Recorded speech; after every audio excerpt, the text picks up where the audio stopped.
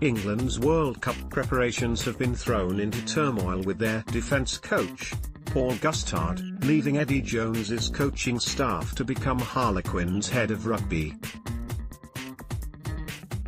It is believed Gustard will see out his duties on next month's tour of South Africa before vacating his role as one of Jones's key assistants only 15 months before the World Cup. The appointment will be officially announced on Monday by Harlequins, who have reached an agreement with the Rugby Football Union for Gustard's release. The 42-year-old was contracted with the RFU until after the 2019 World Cup, having been appointed by England in December 2015, and Jones publicly refused to entertain the idea that Gustard may be leaving as recently as last week. He dismissed the notion as rumours and claimed he had no contingency plan in place, but Brad Davis, the Australian who has fulfilled the role at Wasps in the past and currently works at the Ospreys, has already been linked with the post. Gustard's appointment can be considered a coup for Harlequins, who disposed of the services of John Kingston after a disappointing campaign in which they finished 10th. Kingston had signed a new 2-year deal in January, however, and considering the compensation due to the RFU, Harlequins may have got their man, but he has not come cheap. In addition, it is also believed Harlequins want to appoint a general manager, a position which Ben Ryan was helpful of securing, as the 2012 Premiership champions seek to arrest a protracted period of decline. Gustard's departure from England may come as a surprise so close to the World Cup, but it is thought he was also in the running when the Northampton job came up in December.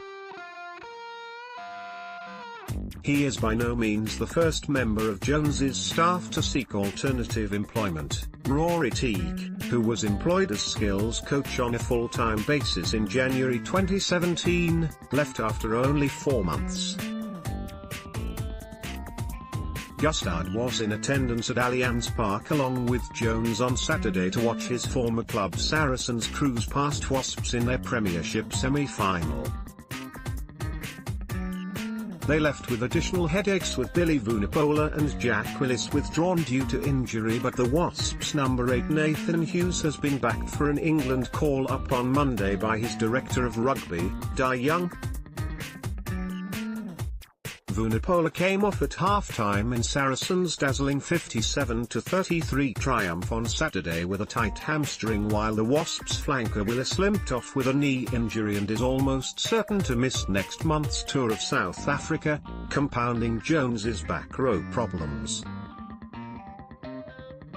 Add in the decision by Steve Hansen to stir the pot and claimed that Brad Shields would probably have made their New Zealand team this year, if not for his pledge of allegiance to England and his subsequent controversial selection to tour South Africa, and Jones has certainly had better weekends. The Breakdown. Sign up and get our weekly rugby union email.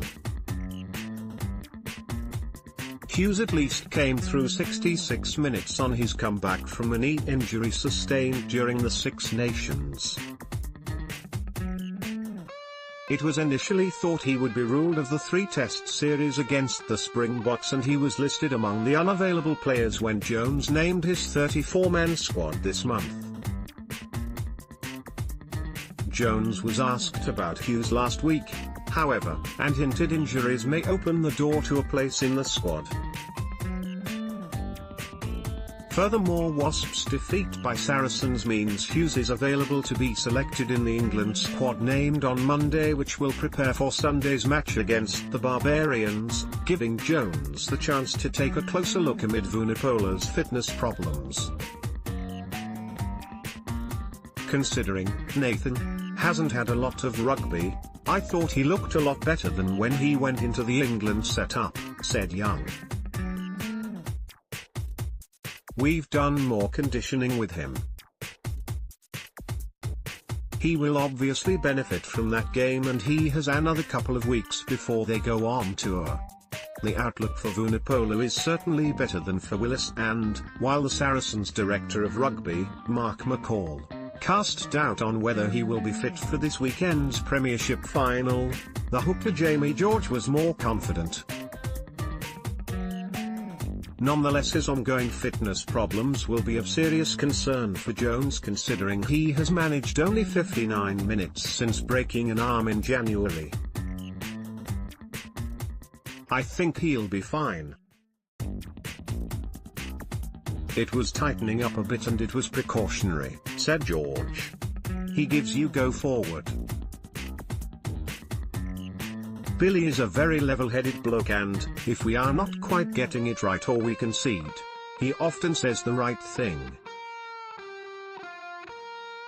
He has got his own leadership style. He talks, we listen.